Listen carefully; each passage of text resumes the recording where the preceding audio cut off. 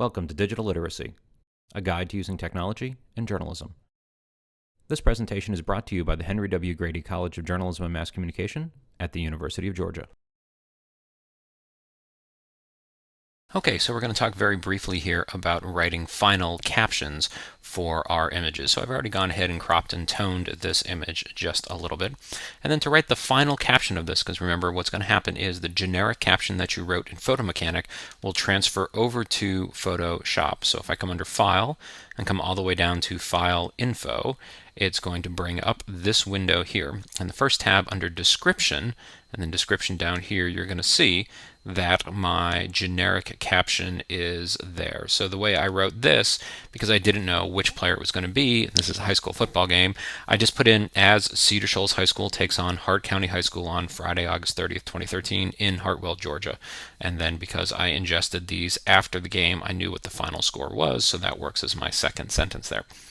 So what I'm going to do now is I'm going to add in the information that I need for my final version of the caption here. So what I have is Hart County quarterback, and looking at my roster that I picked up, I know this is Dylan Mitchell gets tackled by Cedar Shoals High Schools, and that's number 17, who is Santonio Hawes, as Cedar Shoals High School takes on Hart County High School on Friday, August 30th, 2013.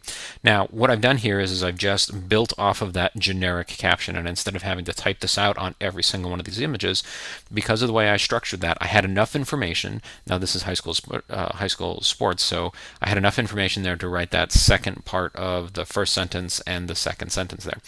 If I had been documenting a lot of individual people, what I would have done is in my generics, after I wrote this part up here, I would have put in last names, descriptions of what they were wearing, and their contact information, so that I could then just cut and paste these pieces and delete what I didn't need. So now I don't have his home phone number in this situation, so what I'm going to put in here is Hart County High School, and their phone number is 706-376-5461.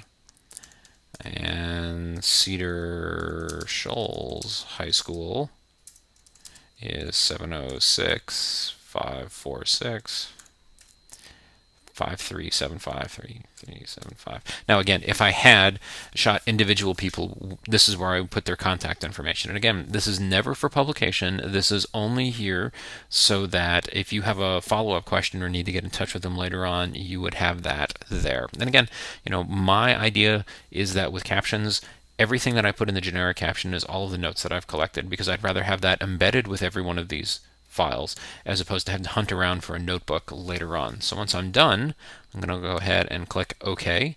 And when you're editing, you would then go up to File and do a Save As, because if I hit Save right now, it's going to overwrite my original image. This is also one of the reasons that we always burn those disks or back up to a hard drive before we start working on our images.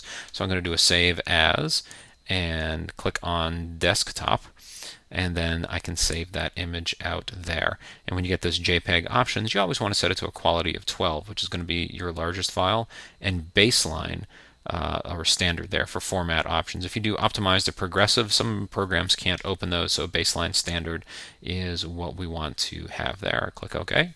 And now I have a final caption. This is ready to be sent off to a news organization so that they can rewrite that caption for their cut lines in either an online or a print publication. This presentation has been brought to you by the Henry W. Grady College of Journalism and Mass Communication at the University of Georgia. For more videos in this series, visit us online at visualjournalism.info/diglit.